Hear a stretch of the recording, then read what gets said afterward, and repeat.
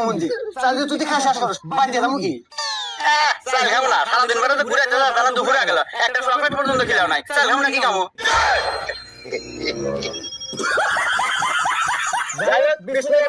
আসসালামু আলাইকুম সবাই প্যান্ডেলে হাজির বসে না মধ্যে মুছে এসেছেন কারণ আমি যে সামনে আছি এই সব বেরেলে এই শোনাই খাবো তাই সবাই শোনা সাবধান